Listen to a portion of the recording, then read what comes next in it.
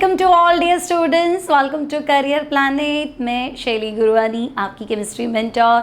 And first of all happy Janmashtami to all dear students. May lord Krishna आपको अच्छी बुद्धि दे, आप दिन रात तरक्की करें, दिन भर पढ़ाई करें, पढ़ाई में मन लगाएं, समय कम लेकिन फोकस्ड स्टडी करें, है ना। तो इन सब ब्लेसिंग्स के साथ आज का टॉपिक स्टार्ट करते हैं। आवर्त सारणी, पीरियोडिक टेबल।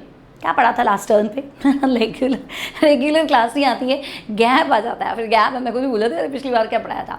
तो आई थिंक आज हमें स्टार्ट करना है पीरियोडिसिटी इन प्रॉपर्टीज, गुणों में आवर्तता पढ़ना है। यही पढ़ा था पिछली क्लास में, हमने मोजले टेबल पढ़ लिया था, है ना। आधुनिक आवर्त सारणी पढ़ लिया था। आफ्टर दैट हमने बोहर क्लासिफिकेशन पढ़ लिया था, S block, P block, D block और एफ ब्लॉक पढ़ लिया था, है ना। मुझे याद है क्योंकि इंग्लिश मीडियम में भी यही पढ़ाया था, ऑफलाइन में भी यही था। ठीक है, चलो तो आज हम स्टार्ट करने वाले हैं पीरियोडिसिटी इन प्रॉपर्टीज, गुणों में आवर्तता। तो भाई देखो, जैसे जैसे हमारे पास एलिमेंट्स आए हम उनको जमाते गए। फटाफट रीकैप बता दो सारा एक साथ शॉर्ट से, है ना, कैसे कैसे पढ़ा था। सबसे पहले मैंने कहा था कि है ना, देखो ज़्यादा एलिमेंट थे नहीं, तो फादर ऑफ केमिस्ट्री लेवोशियर नामक वैज्ञानिक ने तत्वों को दो भागों में बांट लिया, धातु और अधातु। उन्होंने कहा भाई दो ही कैटेगरी, एक मेटल है एक नॉन मेटल है। हमने कहा ठीक है। फिर थोड़े और एलिमेंट डिस्कवर हुए तो प्राउड ने कहा भाई सभी तत्व हाइड्रोजन से मिलकर बने और कोई भी तत्व का भार हाइड्रोजन के भार का n टाइम्स होता है। फिर हमने कहा नहीं, तो बिल्कुल ही बेकार है, ऐसा पॉसिबल नहीं है। फिर डोबेरी ने कहा मैं आपको तीन का सेट बना के देता हूँ, इन तीन के सेट को तुम त्रिक बोल देना, ट्रायड बोल देना। इस ट्रायड में पहले और तीसरे का परमाणु भार का औसत मिडिल वाले से क्या करेगा, मिडिल वाले के परमाणु भार के बराबर होगा। ठीक है, जैसे लिथियम, सोडियम, पोटेशियम, तो लिथियम और पोटेशियम का भार जोड़ दो, औसत निकाल दो, 2 से डिवाइड कर दो, मतलब तो 23 आ जाएगा। तो हम कहेंगे हाँ सोडियम का भार है, तो ट्रायड। फिर हमने कहा नहीं, क्या तीन ही दे रहे हो, 5 सेम हो गए, तो 5 का उसका जवाब नहीं था। फिर हमने कहा कि भाई न्यूलैंड लॉ ऑफ ऑक्टेव, तो न्यूलैंड ने कहा भाई संगीत में 7 स्वर होते हैं क्या, पहला और 8वां सेम होता है, तो तत्वों को परमाणु भार के बढ़ते क्रम में जमाओ, पहला और 8वां क्या होगा, सेम, गुणों में सेम, कैरेक्टर सेम होंगे। तो हमने कहा ठीक है। पर भाई साहब उत्कृष्ट गैस की खोज होते ही क्या हो गया, सब बिगड़ गया। और फिर कैल्शियम के बाद तो आपका नियम काम नहीं करता, तो हमने कहा छोड़ो ये बेकार है। फिर लोथरमेर बहुत ज़्यादा दिमाग लगा दिया। उसने कहा नहीं है ना, ऐसा करो ग्राफ बनाओ। किस किस के बीच में ग्राफ बनाओ, परमाणु भार और परमाणु आयतन। एक्स एक्सिस पे परमाणु भार रखना है, वाई एक्सिस पे परमाणु आयतन रखना है। ठीक है, तो कह रहा है ग्राफ बना दो, ग्राफ में जिनकी पोजीशन सेम है उनके कैरेक्टर सेम है। तो हमने कहा ठीक है। तो ग्राफ में पीक पे हमें क्षार धातु मिले थे, उतरते हुए क्रम में क्षार मृदा धातु मिले थे, चढ़ते हुए क्रम में आरोही क्रम में हमें हैलोजन मिले थे, प्लेनर सरफेस पे हमें ट्रांजिशन एलिमेंट संक्रमण तत्व मिले थे। तो हमने कहा बात तो ठीक है। इतने सारे एलिमेंट है, सबके लिए ग्राफ बनाना पड़ेगा, फिर मुझे कैरेक्टर सेम मिलेंगे ना, इट्स टू कॉम्प्लिकेटेड है, इतना कौन पढ़ेगा। और आजकल की जनरेशन तो छोड़ दो, इतना कौन पढ़ेगा, शॉर्ट्स का ज़माना है, तो आपने बहुत लॉन्ग मेथड दे दिया। तो हमने कहा भाई लोथरमेयर को भी हमने कहा जान दो भाई साहब, आप बहुत कॉम्प्लिकेटेड काम कर रहे हो।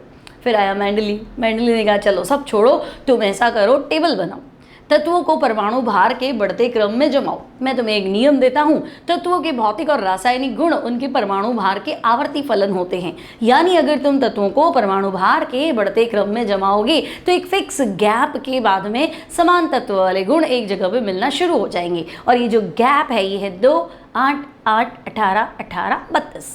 ठीक है, काफ़ी बहुत अच्छी अच्छी बातें बताई मेंडलीव ने, जो चीज़ें नहीं थी प्रेडिक्ट करके बता दी, परमाणु भार में सुधार कर दिया, 63 तत्वों को 63 एलिमेंट्स को उसने अपनी टेबल में जमा दिया, लैंथेनॉइड एक्टिनॉइड को टेबल के नीचे रख दिया। हमने कहा काफ़ी सही।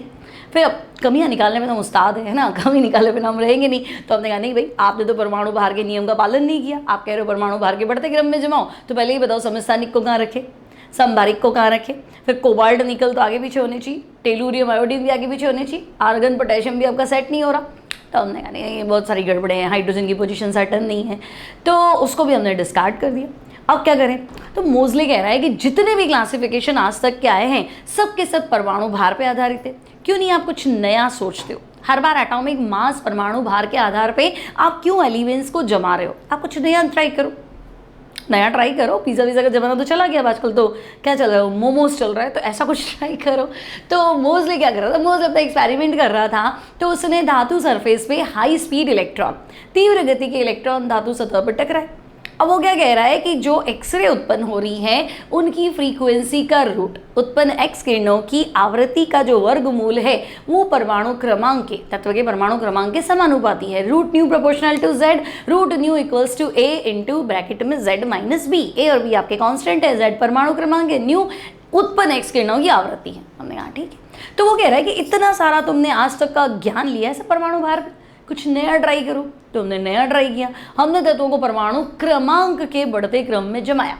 अब हम नया नियम दे रहे हैं, तत्वों के भौतिक और रासायनिक गुण तत्वों के भौतिक और रासायनिक गुण उनके परमाणु क्रमांक के आवर्ती फलन होते हैं। मतलब यदि तत्वों को परमाणु भार के बढ़ते क्रम में जमाया जाए तो एक निश्चित अंतराल यानी कि 2, 8, 8, 18, 18, 32 के बाद में जो नया तत्व आएगा उसके कैरेक्टर क्या होंगे, सेम होंगे। बात तो सही है, ठीक है। फिर बोहर ने इसको और क्लासिफाई कर दिया कि देखो इतनी बढ़िया टेबल बनाइए तो इसको ब्लॉक में डिवाइड कर दो। Group 1 group 2 block group 1 group 2 S block से रिलेटेड है। ग्रुप 1 को फर्स्ट ए बोलो मेंडलीव के हिसाब से, ग्रुप 2 को सेकंड ए बोलो मेंडलीव के अकॉर्डिंग। फर्स्ट ए क्षार धातु है, सेकंड ए क्षार मृदा धातु है, दोनों एस ब्लॉक से बिलोंग करते हैं। फिर इस तरह से जो हॉरिजॉन्टल आपने 10-10 टेबल में एलिमेंट की वो सीक्वेंस देखी है वो है संक्रमण श्रेणी। तो ग्रुप 3 से लेके ग्रुप 12, थर्ड बी से लेके सेकंड बी तक सारे के सारे तत्व जो है वो संक्रमण तत्व है, डी ब्लॉक के तत्व है। फिर हम कहेंगे ओके चलो एस ब्लॉक हो गया, बीच वाला डी ब्लॉक हो गया। जिंक एंड में मरकरी को हम डी ब्लॉक नहीं मानेंगे, वजह मैंने आपको बता रखी है। फिर उधर की साइड चलते हैं तो group 13 third A, 14 fourth A, 15 fifth A, 16 sixth A, 17 seventh A, group 18 eighth मत करना, जीरो ग्रुप नोबल गैस है ना। मेंडलीव ने तो रखा नहीं था, उसके बाद में उसके फॉलोअर्स से रखा था। तो हमने कहा ये सारे के सारे जो है ये जो 6 ग्रुप है ये सब पी ब्लॉक से बिलोंग करते हैं। तो एस ब्लॉक हो गया, पी बीच वाला डी ब्लॉक हो गया, राइट वाला आपका क्या हो गया, पी ब्लॉक हो गया। टेबल के नीचे हमने लैंथेनॉइड और एक्टिनॉइड को अलग से प्लेस दिया है, ठीक है। तो आज तक इतना ही तो पढ़ा है जो मैंने तुम्हें 5 मिनट में आई थिंक 5 से 7 मिनट में समझा दिया है। अब आगे बढ़ते हैं गुणों में आवर्तिता। क्या आपने कहा अच्छा भाई 2, 8, 8 मैजिक नंबर है, यानी इस गैप के बाद में जो एलिमेंट्स आएंगे उनके कैरेक्टर सेम होंगे। तो कैसे सेम होंगे समझाओ थोड़ा। तो हम पढ़ रहे हैं गुणों में आवर्तिता, पीरियोडिसिटी इन प्रॉपर्टी, और पहली प्रॉपर्टी हमारे पास एटॉमिक रेडियस परमाणु त्रिज्या, ठीक है। अब परमाणु त्रिज्या होती क्या है पहले तो ये समझाओ। तो बिल्कुल भाई इसी काम के लिए बैठे। अब देखो परमाणु त्रिज्या क्या कि भाई मान लो आपने पास एक विलगित परमाणु है, ठीक है। मान लो आपके पास एक विलगित परमाणु है, ठीक है। विलगित परमाणु समझ गए ना तुम। एक सेकेंड यार,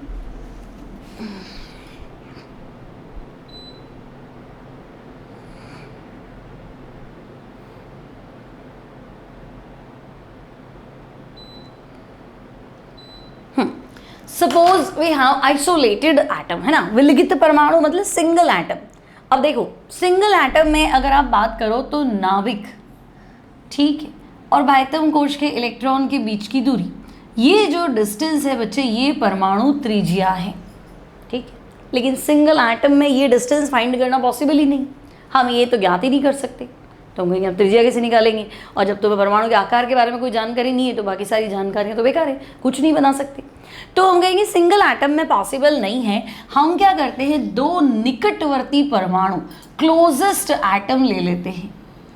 2 निकटवर्ती परमाणु की अंतर नाभिकीय दूरी, इंटर न्यूक्लियर डिस्टेंस का आधा, है ना। ये पूरी बंध लंबाई हो गई। देखो नाभिक से नाभिक तक के बीच की दूरी क्या होगी, बॉन्ड लेंथ, बंध लंबाई। और मैं कह दूँ इसका आधा कर दो भाई, तो इसका आधा करते ही क्या हो जाएगा, परमाणु त्रिज्या, ठीक है ना। तो हम कहेंगे अच्छा परमाणु त्रिज्या मतलब आप कह रहे हो 2 निकटवर्ती परमाणु की अंतर नाभिकीय दूरी, उसका क्या करना है, आधा करना है, यानी हाफ इंटू बंध लंबाई करना है। बोलो क्या करना है, हाफ इंटू बॉन्ड लेंथ ही तो करना है, बंध लंबाई का आधा। तो उसे हम क्या कहेंगे, परमाणु त्रिज्या, ठीक है। डेफिनेशन लिखो तो लिख दो, क्या लिखोगे, 2 निकटवर्ती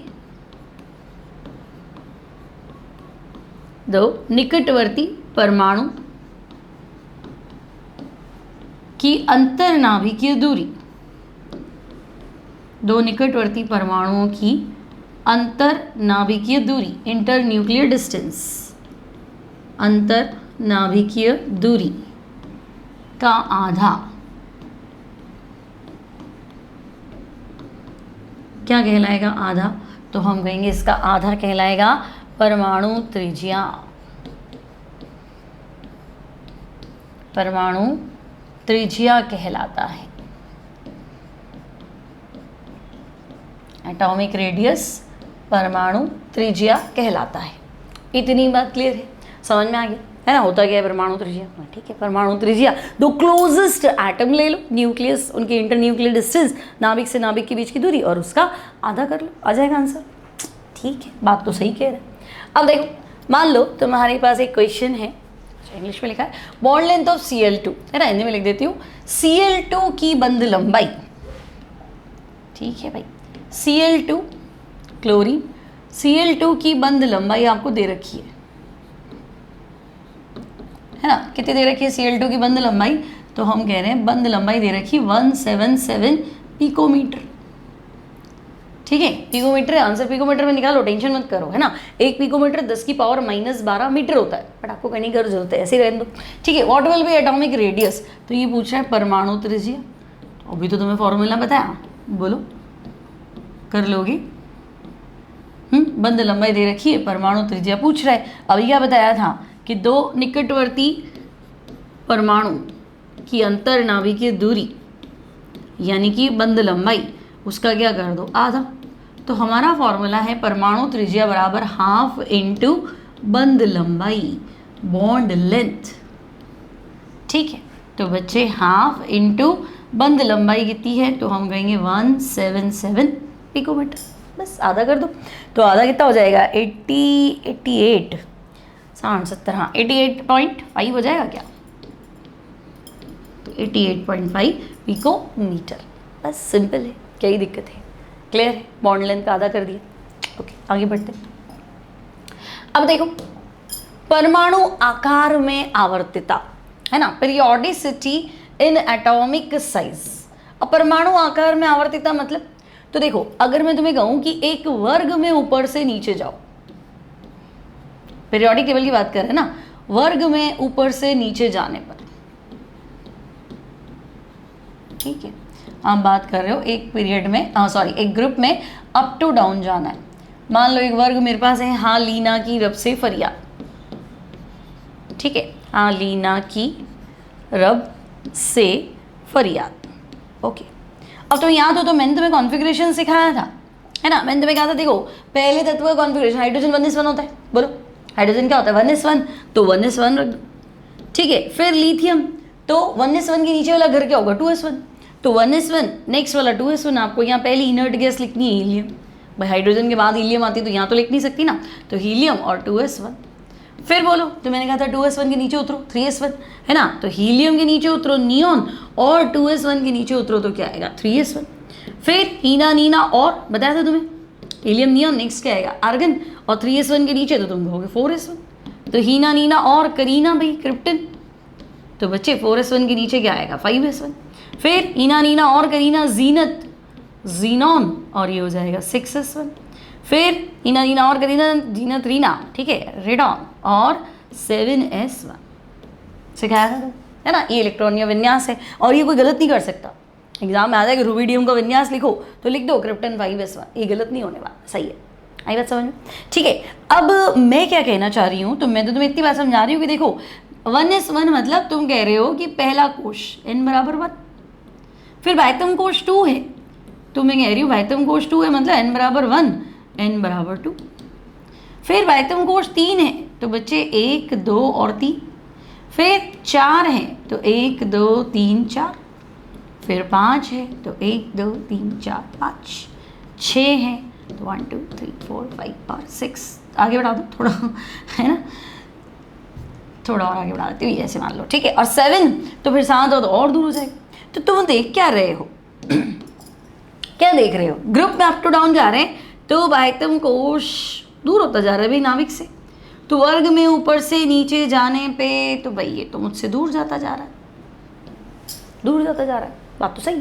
तो दूर जाता जा रहा है मतलब क्या? आकार बढ़ रहा है ना? मतलब मान लो एक क्लास है, तो टीचर तो हो गया न्यूक्लियस सेंटर, बच्चे क्या है? तो इलेक्ट्रॉन। तो भाई मान लो 10 बच्चे आए तो पहली रो भर गई, 10 बच्चे और आए तो दूसरी रो भर गई, फिर 10 बच्चे और आए तो तीसरी भर गई, फिर चौथी भर गई, फिर पांचवी। तो जैसे जैसे बच्चों की संख्या बढ़ेगी तो न्यूक्लियस, टीचर से बच्चों के बीच की दूरी तो बढ़ेगी ना, क्लास का साइज भी तो बढ़ रहा है ना। और इतने सारे बच्चे क्या करेंगे, बेचारा टीचर भूखा मर जाएगा 10 बच्चों में क्या कमाएगा, है ना। तो हम कहेंगे जैसे जैसे इलेक्ट्रॉन की संख्या बढ़ेगी तो वैसे वैसे शिफ्ट होगा ना, एक शेल, दूसरा शेल, तीसरा शेल, चौथा शेल, तो आकार बढ़ने वाला है भाई, परमाणु आकार बढ़ेगा, सीधी बात है। ठीक है भाई, परमाणु आकार बढ़ेगा। तो इतना तो मुझे क्लियर है कि वर्ग में ऊपर से नीचे जाने पे नाभिक और बाह्यतम कोश के बीच की दूरी बढ़ती जाती है, क्योंकि वो एक के बाद एक के बाद एक आता है, तो मतलब आकार बढ़ता है, ऑब्वियस है आकार बढ़ता है। अब अगर मैं आवर्त की बात करूं, क्योंकि ये तो आपने बोला भाई देखो ग्रुप में ऐसा होता है, ठीक है, तो अब आप पीरियड की बात कर लो, है ना। आवर्त में बाएं से दाएं जाने पे, ठीक है, when we move left to right in a period, आवर्त में बाएं से दाएं जाने पर, ठीक है, आवर्त में बाएं से दाएं जाने पे, तो देखो मान लो मैंने पीरियड ले लिया lithium, beryllium, boron, carbon, nitrogen, oxygen और फ्लोरीन, ठीक है। नियॉन नहीं ले रही हूँ अभी, वजह है, बाद में बताऊंगी वजह क्या है। फिलहाल इनर्ट गैस को छोड़ दो, तो हम कहेंगे ठीक है भाई आपने कहा हमने छोड़ दी, है ना। तो देखो लिथियम 2s1 दिख रहा है ना भाई, लिथियम 2s1, ठीक है। तो बेरिलियम तो 2s2, बोरॉन तो 2s2 2p1, carbon 2p2, nitrogen 2p3, oxygen 2p4 और फ्लोरीन 2p5। तो भाई तुम 2 से चले हो तो 2 पे ही तो अटके हो, चले कहाँ से हो 2 पे, एंड कहाँ पे कर रहे हो 2 पे, मतलब बाह्यतम कोश बढ़ने का तो कोई सवाल नहीं, n बराबर 2, n बराबर 2, बाह्यतम कोश तो नहीं बढ़ रहा, है ना। मान लो बच्चे 10-10 नहीं बढ़ रहे, अब बच्चे एक बढ़ रहा है, पहली लाइन थी वो तो ठीक है, दूसरी लाइन में एक बच्चा आया, एक एडमिशन हुआ, महीने भर को यही, फिर महीने भर बाद एक एडमिशन आया फिर ठीक है तो दूसरी लाइन में आएगा, फिर महीने भर बाद एक एडमिशन आया तो फिर वो दूसरी लाइन में बैठेगा, तो दूसरी लाइन चल रही है, पूरा कोर्स ही खत्म हो गया, तो अब क्या ही करें, सैटी हो गया ना, मज़ा नहीं आएगा। हाँ ठीक है यार, बाह्यतम कोश तो सेम है ना, लेकिन गुरु तो गुरु है ना, उसका क्या होगा कि भाई बच्चे कम हैं तो पर यूनिट या पर इलेक्ट्रॉन आकर्षण बढ़ जाएगा कि यार इनका रिजल्ट अच्छा देखना है, अगले साल क्लास तो बढ़ जाएगी, कोई टेंशन नहीं है, इनको तो पकड़ लो कम से कम, ये 2 ही लाइन है, इनको पकड़ लो ढंग से। तो बच्चे अगर लेफ्ट टू राइट जाओगे तो तुम कहोगे भाई बाह्यतम कोश तो समान रहता है, ठीक है, तो बाह्यतम कोश भले ही समान रहे, बाह्यतम कोश समान रहता है, मतलब आकार बढ़ने का तो कोई सवाल नहीं है, लेकिन जैसे जैसे इलेक्ट्रॉन बढ़ रहे हैं ना नाभिक में प्रोटॉन भी बढ़ रहे हैं, टीचर भले तुम एक मान लो, नाभिक मान लो टीचर को, ग्रुप पूरा है ना, लेकिन उसको कंसंट्रेशन हर एक पे बढ़ रहा है, और यार एक आया और पकड़ो और पकड़ो और पकड़ो, है ना। तो तुम क्या बताओगे, बाह्यतम कोश तो समान रहता है लेकिन नाभिकीय आकर्षण, अब वो पकड़ लेगा, सेकेंड रो में सारे शिफ्ट हो रहे हो सबको पकड़ लेगा, तो नाभिकीय आकर्षण जो है वो बढ़ता है। तो नाभिकीय आकर्षण बढ़ता है मतलब नाभिक इलेक्ट्रॉन को अपनी ओर खींचता है, तो ऑब्वियसली तुम क्लोज आ रहे हो, है ना, पास आ रहे हो परमाणु के, नाभिक के, तो आकार घटेगा। तो नाभिकीय आकर्षण बढ़ता है मतलब परमाणु आकार घटता है, ठीक है। तो इतनी सी बात याद रखनी है, एक ग्रुप में अप टू डाउन जाते, वर्ग में ऊपर से नीचे गए, तो इसका आंसर है परमाणु आकार बढ़ेगा। बात समझे क्या तुम मेरी, अगर एक ग्रुप में ऊपर से नीचे जाते हो तो परमाणु आकार बढ़ेगा, एक आवर्त में लेफ्ट टू राइट जाते हो परमाणु आकार घटेगा। इनर्ट गैस छोड़ दो, उसका बाद में बात करेंगे क्या हुआ, ठीक है, कोई दिक्कत नहीं है ना। तो देखो वर्ग में ऊपर से नीचे जाने पे बाह्यतम कोश एक एक इकाई से बढ़ता है, मतलब पहला शेल, दूसरा शेल, तीसरा शेल, ठीक है। तो नाभिक और बाह्यतम कोश के बीच की दूरी बढ़ती है, परमाणु आकार बढ़ता है, ठीक है। तो अब तुम शॉर्ट नोट क्या बना लोगे, तो तुम कहोगे भाई ग्रुप में अप टू डाउन, ग्रुप मतलब वर्ग, है ना, ग्रुप में अप टू डाउन बात करें तो सीधी बात है परमाणु आकार बढ़ेगा, ठीक है। In a group up to down atomic size increases, परमाणु आकार बढ़ता है, कोई टेंशन है नहीं, क्लियर है इतनी बात, ठीक है। अब हम आगे चलते हैं। इसी प्रकार एक आवर्त में बाएं से दाएं जाने पे बाह्यतम कोश तो समान रहता है, शेल तो है जो ही है, लेकिन प्रभावी नाभिकीय आकर्षण, प्रभावी नाभिकीय आकर्षण बाद में बताऊंगी, Z इफेक्टिव क्या होता है। फिलहाल नाभिकीय आकर्षण, प्रोटॉन की संख्या बढ़ रही है ना, तो पकड़ मजबूत होती जा रही, तो नाभिक आकर्षण बढ़ेगा, परमाणु आकार में क्या आएगी, कमी। तो आपको सिर्फ इतना ध्यान रखना है, जब हम एक पीरियड में लेफ्ट टू राइट जाते हैं, है ना, पीरियड में L2R लिख दूँ, लेफ्ट टू राइट, ठीक है, बाएं से दाएं जाते हैं तो परमाणु आकार घटता है, बाह्यतम कोश समान रहता है, परमाणु आकार घटता है, एटॉमिक साइज डिक्रीजेस। क्लियर है बात, समझ में आ गई, इतनी सी बात थी, ठीक है। नेक्स्ट, परमाणु त्रिज्या के प्रकार।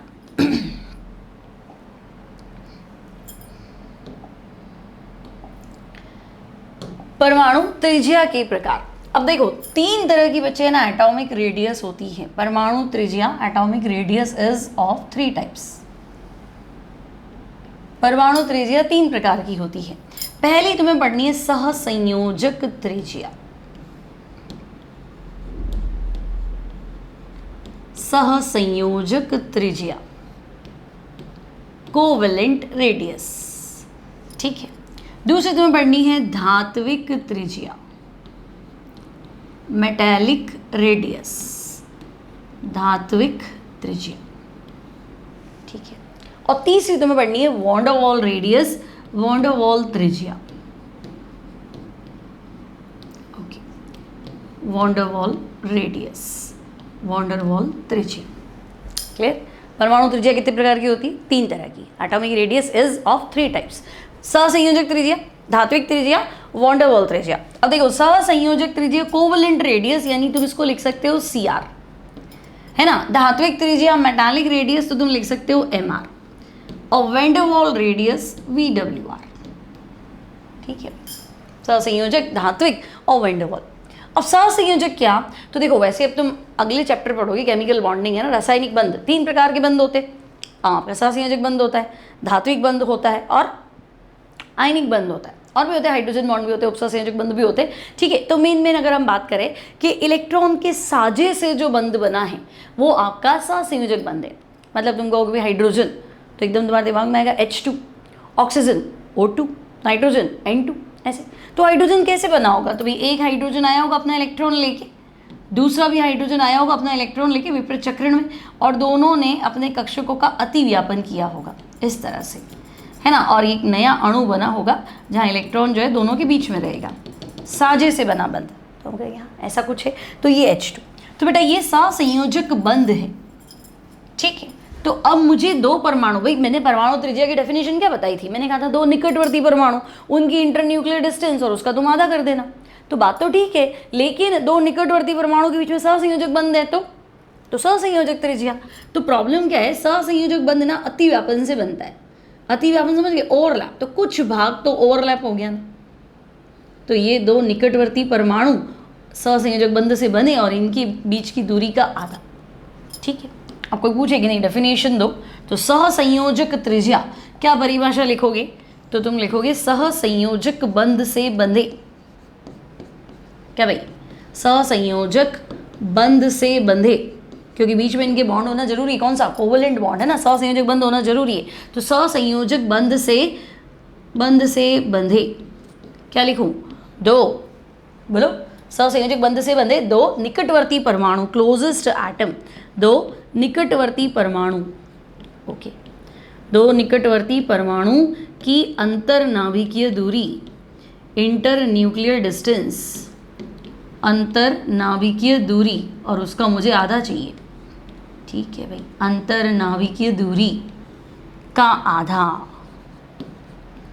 अंतरनाभिकीय दूरी का आधा क्या कहलाएगा, तो हम कहेंगे आधा कहलाएगा सहसंयोजक त्रिज्या, आधा सहसंयोजक त्रिज्या कहलाता है, ठीक है भाई, कोवेलेंट रेडियस, सहसंयोजक त्रिज्या कहलाता है।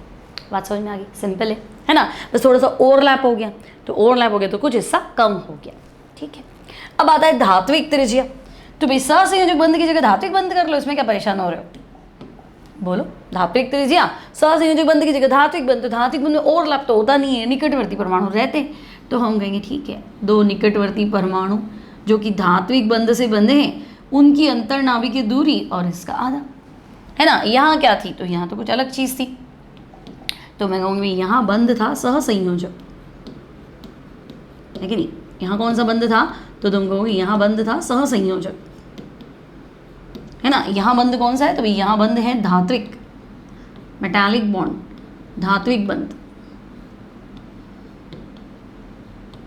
ठीक है, मेटालिक बॉन्ड, धात्विक बंध, है ना। तो अब इसमें डेफिनेशन क्या बनेगा, तो हम कहेंगे बस अब बता दो बच्च को क्या बताना है, तो सहसंयोजक बंध की जगह क्या लिख दो, धात्विक बंध, ठीक है। तो धात्विक बंध से बंधे दो परमाणु, धात्विक बंध से बंधे, धात्विक बंध से बंधे दो निकटवर्ती परमाणु, दो निकटवर्ती परमाणु की अंतर्नाभिकीय दूरी का आधा,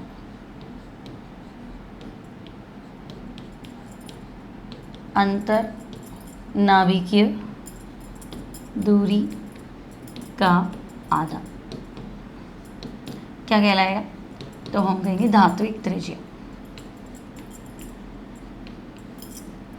ठीक है, धात्विक त्रिज्या कहलाता है। ये तो पूरा करना है, समझ में आ गया, कोई दिक्कत नहीं। फिर मेटल, सोडियम की कौन सी रेडियस होगी, तो मेटालिक रेडियस होगी। हाइड्रोजन में कौन सी रेडियस होगी, तो हम कहेंगे वो तो नॉन मेटल है, सहसंयोजक बंध से बनना है तो कोवेलेंट रेडियस होगी, इस तरह से, ठीक है ना। वैन डर वाल रेडियस क्या होती, तो मुझे एक चीज़ बताओ, वैन डर वाल रेडियस मुझे क्यों लेना पड़ा, तो मैं कहूँगी वैन डर वाल आकर्षण बल, तो क्यों वैन डर वाल आकर्षण बल क्यों ले रही हूँ, तो मान लो कोई बॉन्ड ही नहीं बना रहा तो मैं क्या करूँ, मेरी थोड़ा गलती है। हीलियम की बॉन्ड रेडियस निकालो, तो तुम कहोगे हीलियम तो सिंगल एटम होता है, और सिंगल एटम तो आपने कहा था अकेला परमाणु तो मिलेगा नहीं, तो अकेला मिलेगा नहीं, बॉन्ड बनाएगा नहीं, तो मैं आंसर कैसे निकालूँ। बात तो तुम सही कर रहे हो, टारगेट ऐसा तो दो बेचारा चाहिए तो कर पाए, है ना। तो हम कहेंगे हाँ, परमाणु त्रिज्या हमने पढ़ा था कि भाई एक सिंगल एटम होना चाहिए, नाभिक और बाह्यतम कोश के बीच की दूरी का, मतलब नाभिक से बाह्यतम कोश के बीच की दूरी को परमाणु त्रिज्या कहते हैं। तो कहते तो है, तो मापो, तो हमने कहा नहीं है, सिंगल एटम का रेडियस कैलकुलेशन अभी तक तो मेथड आया नहीं, तो कैसा आया था, हमने कहा दो क्लोज होते हैं ना, तो उनका न्यूक्लियस का बीच का डिस्टेंस हम माप लेते हैं, आधा कर देते रेडियस हो जाती, तो ठीक है। तो हमने कहा चलो हीलियम में माप के बताओ, तो तुम कहोगे अच्छा मैडम हीलियम तो बॉन्ड बनाता ही नहीं, तो भाई रेडियस तो निकालो, तो रेडियस कैसे निकाले, अकेला वो मिलता नहीं, बॉन्ड वो बनाता नहीं, ये तो बात बहुत गड़बड़ है। तो हम कहेंगे अच्छा ठीक है, निकटवर्ती ढूंढ लेते हैं, तो भाई दो क्लोजेस्ट हीलियम एटम, तो जब कोई आकर्षण नहीं होता है ना, जब कोई आकर्षण नहीं होता तो वैन डर वाल आकर्षण बल होता है, जिसका कोई नहीं होता उसका भगवान तो होता ही है ना। तो जब इसमें कोई आकर्षण नहीं होता उसमें वैन डर वाल आकर्षण बल होता है। केमिस्ट्री में भगवान मान लो, वैन डर वाल आकर्षण बल जब कुछ नहीं है तो ये तो है ना। तो दुनिया बाद में बनी है, केमिस्ट्री पहले बनी है ना, बाद में आपको वहाँ पता चलता है कि अच्छा ऐसा कुछ है क्या, यहाँ सब कुछ पहले ही होता है। तो जब कुछ आकर्षण है, तुमसे क्या हाइड्रोजन कौन सा आकर्षण, तो क्या हाइड्रोजन उदासीन है, ये भी हाइड्रोजन उदासीन है, उदास लोगों में कौन सा आकर्षण होता है, उदास मतलब न्यूट्रल मॉलिक्यूल में कौन सा अट्रैक्शन होता है, वैन डर वाल फोर्स ऑफ अट्रैक्शन। हमेशा याद रखेंगे, दो उदासीन परमाणुओं के मध्य, दो उदासीन अणुओं के मध्य, या जब कुछ नहीं होता तो कौन सा अट्रैक्शन होता है, वैन डर वाल फोर्स ऑफ अट्रैक्शन। तो हम कहेंगे अच्छा हीलियम बॉन्ड नहीं बनाती, कोई बात नहीं, आकर्षण तो रखता ही होगा, ठीक है। तो वैन डर वाल आकर्षण बल है ना, तो मैं कहूँ कि मान लो देखो एक हीलियम है ना, ये हीलियम इसका नाभिक, और एक और हीलियम इसका भी नाभिक, ठीक है। ये क्लोजेस्ट इतना ही है, बॉन्ड तो बनाते नहीं तो इतना ही क्लोजेस्ट है। तो अब हम कहेंगे इनकी अंतर्नाभिकीय दूरी ये और इस दूरी का आधा। तो तुम्हें नहीं लग रहा है तो जरूरत से ज़्यादा ही बड़ा आ गया साइज़, है ना, ये तो थोड़ा कम हो रहा था, ये एग्जैक्ट आ रहा था, ये तो साइज़ बड़ी हो गई। तरीका तो मेरे पास नहीं है, मेरे पास यही तरीका है, तो आंसर बड़ा ही आएगा। तो उत्कृष्ट जैसे बड़ी होंगी अपने आवर्त में, क्यों, क्योंकि उनमें वैन डर वाल त्रिज्या होती है। तो वैन डर वाल त्रिज्या क्यों होती है, तो हम क्या करें भाई, बॉन्ड नहीं बनाते, हमारी थोड़ी गलती है। तुम बॉन्ड बना लेते तो हम तुम्हारा एग्जैक्ट मेजरमेंट कर लेते, अब तुम बॉन्ड तो बनाते नहीं हो तो हमने दूर से ही मेजरमेंट कर लिया, बात तो सही है ना। तो वैन डर वाल त्रिज्या है ना, तो वैन डर वाल त्रिज्या में क्या बताएंगे आप, तो लिख दो इसमें क्या लिखे, है ना, क्या लिखे, वैन डर वाल आकर्षण बल से आकर्षित या वैन डर वाल आकर्षण बल से बंधित, वैन डर वाल आकर्षण बल से बंधित, ठीक है भाई। क्या कौन बंधा हुआ होगा वैन डर वाल आकर्षण बल से, दो निकटवर्ती परमाणु, है ना, दो क्लोजेस्ट तो चाहिए मुझे, तो दो निकटवर्ती परमाणु, ठीक है भाई। वैन डर वाल आकर्षण बंधित दो निकटवर्ती परमाणु की अंतर्नाभिकीय दूरी, ना भाई, अब जगह नहीं है। देखो अंतर यहाँ लिख रही हूँ, अंतर नाभिकीय दूरी, ठीक है, अंतर नाभिकीय दूरी का आधा क्या होगा, तो हम कहेंगे वॉन डेर वाल त्रिज्या कहलाता है। अब फटाफट देख लो इन तीनों में सबसे बड़ी त्रिज्या कौन सी और छोटी कौन सी है, सोचो। वॉन डेर वाल त्रिज्या कहलाता है। बोलो समझ में आ गया। एग्जैक्ट तो मुझे धात्विक दिख रही है, थोड़ी छोटी मुझे सहसंयोजक दिख रही है और थोड़ी बड़ी मुझे वैन डेर वाल दिख रही है। अब है जो है, हम क्या कर सकते हैं, बात समझ में आ गई थी तो तुम्हें, ठीक है। तो भाई आपसे पूछा परमाणु त्रिज्या कौन कौन सी थी, तो हमने कहा भाई 3 तरह की थी, सहसंयोजक, धात्विक और वैन डेर वाल। सहसंयोजक में क्या हो गया था, तो हम कहेंगे थोड़ा है ना ओवरलैप हो गया था, अति व्यापन हो गया था, तो ये थोड़ी छोटी लग रही है हमें। नाभिकीय दूरी तो ठीक है, पर ये हिस्सा कॉमन हो गया और इसका आधा करेंगे तो थोड़ा छोटा हो गया। धात्विक में हमने कहा था कि नहीं एग्जैक्ट जो भी आपके इंटरन्यूक्लियर डिस्टेंस है लगभग उसका आधा ही मिल रहा है, कोई ज़्यादा झोल नहीं है। और वैन डेर वाल में हमने कहा था, देखो अच्छा वैन डेर वाल है ना, हाइड्रोजन की भी हो सकती है, किसी की भी हो सकती है भाई, H2 का एक अणु, H2 का दूसरा अणु, है ना, उनकी अंतर नाभिकीय दूरी, मतलब मान लो ये H2, ठीक है, और एक और H2, 2 उदासीन परमाणु में वॉन डेर वाल आकर्षण बल तो होता ही है ना, तो इनकी भी अंतर नाभिकीय दूरी और इसका आधा, ये जरूरत से बड़ी होगी, वो तो पता ही है अपन को, वैन डेर वाल बड़ी होती है, ठीक है। तो हम कहेंगे कि भाई सहसंयोजक त्रिज्या लगता है थोड़ी छोटी है अति व्यापन के कारण, ओवरलैप्ड हो गया। धात्विक त्रिज्या में हमें कुछ ज़्यादा नज़र आ नहीं रहा है, दम जो है वही है, ठीक है। और वॉन डेर वाल त्रिज्या ये बनाओ, चाहे पीछे वाला बना लेना है, सेम है। मतलब ये मैं सोच, आपने तो कहा था उत्कृष्ट गैस में ना वॉन डेर वाल त्रिज्या होती है, या तो हाइड्रोजन में दे दिया, इसलिए दोनों उदाहरण दे रही हूँ, उसमें भी हो सकती है, किसी में भी हो सकती है। वैन डेर वाल आकर्षण बल तो सब में होता है, ठीक है। तो this is when der Waals radius, ठीक है भाई, वॉन डेर वाल त्रिज्या, ओके।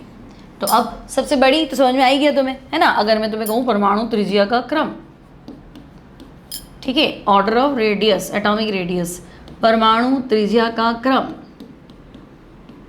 तो तुम कहोगे सबसे बड़ी त्रिज्या जो है वो हमारी है van der Waals radius. Von der Waals त्रिज्या सबसे बड़ी त्रिज्या है, ठीक है भाई, वॉन डेर वाल त्रिज्या सबसे बड़ी त्रिज्या है। उससे छोटी तो हम कहेंगे उससे छोटी धात्विक त्रिज्या है, मेटालिक रेडियस, और उससे छोटी तो उससे छोटी हमारी सहसंयोजक त्रिज्या है, कोवेलेंट रेडियस, सहसंयोजक त्रिज्या, कोवेलेंट रेडियस। बात समझ में आ गई, इंपॉर्टेंट है, ठीक है। तो अब तुमसे पूछो उत्कृष्ट गैस अपने आवर्त में सबसे बड़ी, वह इसलिए मैंने लिखा नहीं था ना, क्या आ रहा था, फ्लोरीन के बाद नियॉन नहीं लिखा था, क्योंकि हम तो कह रहे लेफ्ट टू राइट आकर घटता है, फिर अचानक से नियॉन सबसे बड़ी हो जाती है, वजह है, अब बड़ी क्या हो जाती है, वजह है तो है, उसमें क्या कर सकते हैं, ठीक है। बात समझ में आ गया, कोई टेंशन नहीं है, यहाँ तक आगे बढ़ते। तो देखो वहाँ inert gases are largest in their respective period. अच्छा, तो हम फिर इतनी देर से क्या बात कर रही, तो कह रहे हैं हम उत्कृष्ट गैसें अपने आवर्त में सबसे बड़ी होती है। बोलो क्यों? उत्कृष्ट गैसें अपने आवर्त में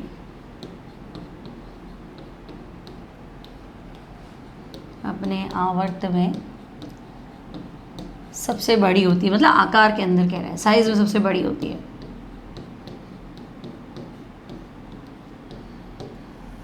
ठीक है, सबसे बड़ी होती है, क्यों? ठीक है, तो हम कहेंगे देखो भाई, उत्कृष्ट गैस का आकार मापना है तो एक ही तरीका है, और वो है वॉन डेर वाल त्रिज्या। और वॉन डेर वाल त्रिज्या दूसरे की कंपैरेटिवली हमेशा क्या होती है, ज़्यादा ही होती है, इसलिए उत्कृष्ट गैस बड़ी। जो एक्चुअल आंसर है वो तो हम बता ही नहीं पाएंगे, हम थोड़ा ज़्यादा ही बता सकते हैं, इसलिए ये ज़्यादा बड़ी होती है। ठीक है, तो आप क्या बताएंगे? उत्कृष्ट गैसें मतलब समझिए ना, जो बंद नहीं बनाएगी, अक्रिय गैस है, नोबल गैस है, इनर्ट गैस, उत्कृष्ट गैस, सब एक ही बात है ना। उत्कृष्ट गैस या उत्कृष्ट गैसों में परमाणु आकार का मापन किससे हम मापन करेंगे? साइज का। तो हम कहेंगे उत्कृष्ट गैसों में परमाणु आकार का मापन वॉन डेर वाल त्रिज्या से करते हैं। ठीक है भाई, उत्कृष्ट गैसों में परमाणु आकार का मापन किससे करते हैं? तो हम कहेंगे वॉन डेर वाल त्रिज्या। वॉन डर वॉल त्रिज्या से करते हैं, ठीक है। और वॉन डर वॉल त्रिज्या तो अदर्स की कंपैरेटिवली वॉन डर वॉल त्रिज्या तो बड़ी होती है, ठीक है। तो जो कि अन्य त्रिज्याओं के कंपैरेटिवली, अन्य त्रिज्याओं से क्या होगी, तो हम कहेंगे भाई वॉन डर वॉल त्रिज्या अन्य त्रिज्याओं से तो क्या होती है, बड़ी होती है। अभी हमने पढ़ाई था, सबसे बड़ी कौन सी थी, बोलो बोलो, सबसे बड़ी कौन सी थी, वॉन डर वॉल। फिर कौन सी थी, धात्विक। फिर कौन सी थी, सहसंयोजक। सबसे छोटी सहसंयोजक। क्यों, अतिव्यापन हो गया। धात्विक तो हम कहेंगे जो है वैसी वैसी। वॉन डर वॉल बड़ी क्यों है, तो फिर हम कहेंगे बॉन्ड तो तुम बना नहीं रहे हो, एक पर्टिकुलर गैप तुम मेंटेन कर रहे हो, तो उस गैप के बाद में हमें न्यूक्लियस से न्यूक्लियस का साइज लेना है, तो साइज बड़ी आती है। हम क्या कर सकते हैं, गलती तोड़ दे हमारी, तो इसलिए ये क्या होती है, बड़ी होती है भाई, ठीक है। तो कुल मिला के इतनी बात तो क्लियर है कि अगर हम ग्रुप में अप टू डाउन जाए, अगर हम एक वर्ग में ऊपर से नीचे जाते तो परमाणु आकार बढ़ता है, और अगर आवर्त में लेफ्ट टू राइट जाते तो आकार घटता है, ठीक है। इतनी बात तो समझ में आई गई तुम्हें, है ना। अब क्या पढ़ें हम, पढ़ने को तो बहुत कुछ है। आइसो इलेक्ट्रॉनिक सीरीज नहीं, आइसो इलेक्ट्रॉनिक सीरीज अभी नहीं पढ़ सकते, आइसो इलेक्ट्रॉनिक सीरीज नहीं पढ़ते, इसकी जगह हम कुछ और पढ़ते हैं। हाँ, इसकी जगह हम पढ़ते हैं आयनिक त्रिज्या। इसको हम नेक्स्ट टर्न पे पढ़ेंगे। फिलहाल हम पढ़ते हैं बच्चों आयनिक त्रिज्या। भाई आयन्स में कुछ गड़बड़ कैसे है, आयनिक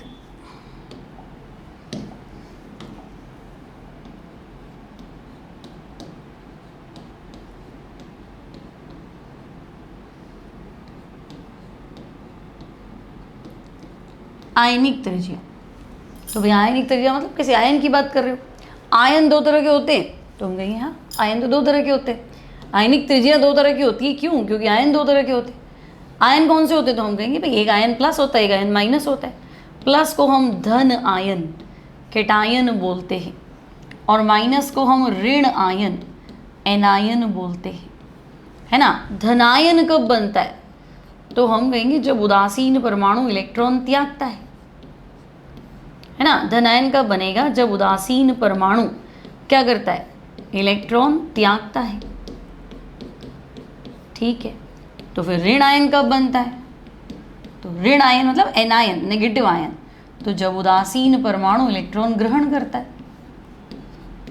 ठीक है भाई, बात तो सही है। अगर कोई इलेक्ट्रॉन त्यागे तो धन आयन बन जाएगा, ग्रहण करे जब उदासीन परमाणु इलेक्ट्रॉन ग्रहण करता है, एक्सेप्ट करता है, तो ऋण आयन बन जाता है, ठीक है। तो फिर आयनिक त्रिज्या दो तरह की हो जाएगी ये भी, है ना। कौन कौन सी, तो हम कहेंगे धन आयनिक त्रिज्या और ऋण आयनिक त्रिज्या, ठीक है। अब एक बार तो शॉर्ट में समझा रही हूँ, फिर नेक्स्ट टर्न पे इसको एग्जाम्पल लेके और क्वेश्चन लेके समझाऊंगी जो नीट और जेई से बिलोंग करेंगे, है ना। मल्टीपल चॉइस वाले क्वेश्चन आपके, तब और अच्छे से क्लियर हो जाएगा। तो ठीक है भाई, दो प्रकार की त्रिज्या होती है, आयनिक त्रिज्या, धन आयनिक त्रिज्या और ऋण आयनिक त्रिज्या। Cation radius, anion radius. अब धन आयन त्रिज्या, धनायन की रेडियस, ऋण आयन की रेडियस। तो मान लो मैं तुम्हें कहूँगी भाई सोडियम बड़ा है कि सोडियम प्लस बड़ा है ना। अगर मैं कहूँ सोडियम बड़ा है कि सोडियम प्लस बड़ा है, तो तुम कहोगे सोडियम का परमाणु क्रमांक 11 है, नाभिक में प्रोटॉन की संख्या 11 और इलेक्ट्रॉन भी कितने हैं, 11। सोडियम प्लस धनायन है, धनायन कब बनता है, जब एक इलेक्ट्रॉन गया। तो हम कहेंगे सोडियम प्लस में प्रोटॉन तो 11 है, लेकिन इलेक्ट्रॉन कितने हैं, 10। Z/E निकाल दो, है ना। Z/E, Z प्रोटॉन और E मतलब क्या, इलेक्ट्रॉन। प्रोटॉन बटा इलेक्ट्रॉन निकाल दो, प्रोटॉन की संख्या मतलब परमाणु क्रमांक Z। तो तुम कहोगे Z/E तो 11/11 आ रहा है, और यहाँ Z/E कितना आ रहा है, तो 11/10 आ रहा है, मतलब एक से ज़्यादा हो गया, वैल्यू ग्रेटर देन 1 हो गई। तो हम कहेंगे हाँ 11/10 1.1, मतलब प्रति इलेक्ट्रॉन पे लगने वाला आकर्षण एक तो नहीं है, एक से ज़्यादा है ना। यहाँ पे तो 11/11 है, हर इलेक्ट्रॉन एक प्रोटॉन का आकर्षण फील कर रहा है। और भी फैक्टर होते हैं, बट एक जनरल बात कर रहे हैं हम, है ना। और वहाँ क्या है, तो हम कहेंगे नहीं, प्रति इलेक्ट्रॉन लगने वाला आकर्षण क्या है, ज़्यादा है। तो आपको बताना है आकर्षण ज़्यादा है, खींचाओ। आकर्षण तो अंदर की तरफ होता है, नाभिक तो अंदर की तरफ खींचता है, तो आकार छोटा हो जाएगा ना, बिल्कुल हो। ठीक है, तो आपको क्या चीज़ बतानी है बच्चे, तो आपको बताना है धन आयन जो है वो अपने उदासीन परमाणु से हमेशा क्या होता है, छोटा होता है ना। अतः धन आयन प्लस कैटायन, धन आयन अपने उदासीन परमाणु से, धन आयन अपने उदासीन परमाणु से सदैव छोटा होता है, उदासीन परमाणु से सदैव छोटा होता है। क्यों छोटा होगा, तो तुम कहोगे क्योंकि इसमें नाभिकीय आकर्षण उदासीन के कंपैरेटिवली तो क्या है, ज़्यादा है ना, क्योंकि इसमें प्रति इकाई हर इलेक्ट्रॉन की बात करें, है ना, क्योंकि इसमें प्रति इलेक्ट्रॉन आकर्षण, है ना, या नाभिकीय आकर्षण बोल दो, प्रति इलेक्ट्रॉन आकर्षण नहीं बोल रहे तो इसकी जगह नाभिकीय आकर्षण बोल दो। नाभिकीय आकर्षण उदासीन परमाणु की तुलना में अधिक होता है, उदासीन परमाणु की तुलना में अधिक होता है। ठीक है भाई, इतनी सी बात है। कैटायन जो है वो छोटा रहेगा, वजह हमारी क्लियर है, अधिक होता है। ठीक है, तो फिर एनायन की बात समझा दो, है ना। अगर मैं ऋणायन की बात करूँ तो मान लो Cl और Cl माइनस, तो वापस देखो Cl का परमाणु क्रमांक 17 है क्या, बोलो Cl का परमाणु क्रमांक कितना है, 17, इलेक्ट्रॉन भी कितने हैं, तो मैं कहूँगी 17, मतलब 17 जने मिलकर 17 को खींच रहे। ठीक है, प्रति इलेक्ट्रॉन जो है वो एक प्रोटॉन का आकर्षण हमें लग रहा है कि हाँ भाई होगा इतना। लेकिन Cl माइनस की बात करूँ तो बच्चे प्रोटॉन तो 17 है लेकिन इलेक्ट्रॉन तो 18 है ना। ऋणायन, ऋणायन कैसे बनता है, जब इलेक्ट्रॉन जुड़ता है, तो तुम कहोगे प्रोटॉन तो 17 है लेकिन इलेक्ट्रॉन कितने हैं, 18, तो फिर 17 जने 18 को उतना तो नहीं खींच पाएंगे ना जितने 17 को खींचेंगे। तो हम कहेंगे यहाँ Z/E देखो, प्रोटॉन बटे इलेक्ट्रॉन का अनुपात 17/17, कम से कम एक तो है। वहाँ देखो Z/E, प्रोटॉन बटा इलेक्ट्रॉन, तो तुम कहोगे एक से कम है ना। तो सीधी बात है, ऋण आयन जो है, क्लियर, ऋण आयन जो है वो हमेशा, ऋण आयन सदैव, अतः ऋण आयन सदैव अपने उदासीन परमाणु से बड़ा होता है। क्यों बड़ा होता है वो रीज़न आपको पता है। ठीक है, ऋण आयन सदैव अपने उदासीन परमाणु से, उदासीन परमाणु से आकार में बड़ा होता है। क्यों, तो भाई ऋण आयन में उतना नाभिकीय आकर्षण नहीं है जितना न्यूट्रल में। न्यूट्रल में बराबर तो है कम से कम, उसमें तो आपने एक फैमिली में मेंबर एक्स्ट्रा कर दिया, तो फिर वो क्या हो गया, फैमिली बड़ी होगी, आकार बड़ा हो गया। धनायन में क्या हो गया, एक इलेक्ट्रॉन बाहर निकल गया, फैमिली में से एक मेंबर बाहर चला गया, घर छोड़ के चला गया, तो फैमिली थोड़ी छोटी हो गई। यहाँ बाहर का मेहमान घर में टिक गया, तो फैमिली क्या होगी, बड़ी। तो ऋण आयन बड़ा होता है, धन आयन छोटा होता है, सिंपल। ठीक है, कोई दिक्कत नहीं। तो पीरियोडिसिटी इन एटॉमिक साइज, परमाणु आकार में आवर्तिता, क्लियर। अब ये बहुत बड़ा है ना, आइसो इलेक्ट्रॉनिक सीरीज, फिर आकार का अलग अलग चीज़ों पे असर पड़ेगा, आयनन विभव से प्रभावित हो जाएगा, इलेक्ट्रॉन गेन एंथैल्पी इससे चेंज हो जाएगी, है ना, बहुत सारी बातें इस पर डिपेंड करेंगी। ठीक है, तो आगे आने वाली क्लासेस में इसको डिस्कस करते हैं। तो मिलती हूँ next time, till then keep studying, keep watching and bye bye.